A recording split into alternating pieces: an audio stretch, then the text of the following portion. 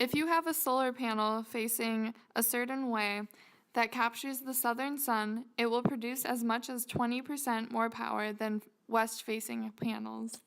It just so happens that my house faces the southern sun, therefore it would get 20% more energy than the west-facing houses. This is the head of our neighborhood, Chuck. Chuck, do you allow the houses in the neighborhood to have solar panels on their houses? Hi, Carly. The answer to your question is I don't think we have any in the neighborhood right now. We have no rules that are against them.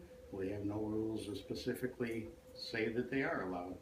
What we do is anytime somebody wants to make a modification to their home, whether it be an addition or a change of color or something like that, or in this case solar panels, they would submit a request to us, and then we have the board and our architectural control committee would then go out and investigate and look into what they want to do and how they want to do it and how it's going to impact the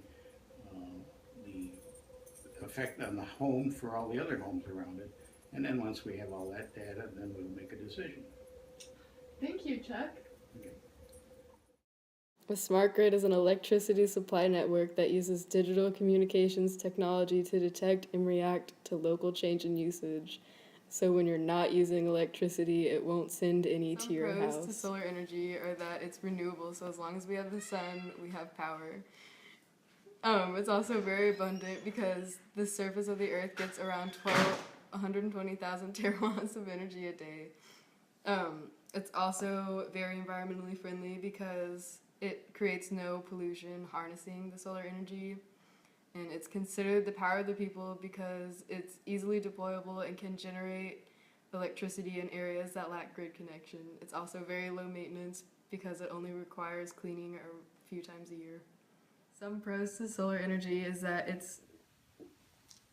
some cons to solar energy are that it's only available at certain times of the day and it's hard to predict overcast weather.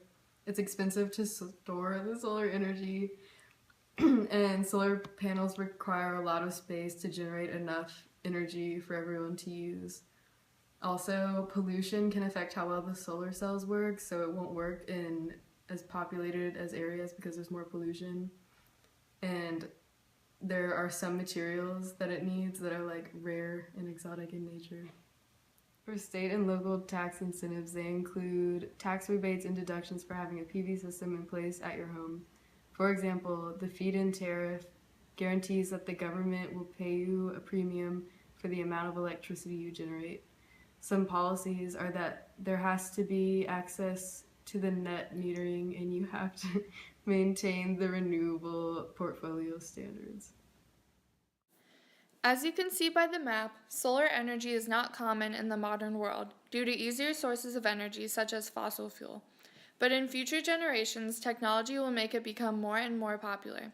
The red spots shown on the map are where the most solar energy is used. The dark blue spots are where the least solar energy is used. The best places for photovoltaic systems are in the southwest states, like New Mexico or Nevada, because they receive the most amounts of sun per day out of all the states.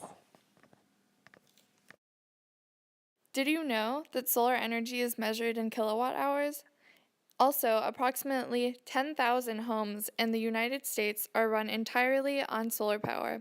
Solar energy can even be used to cook food.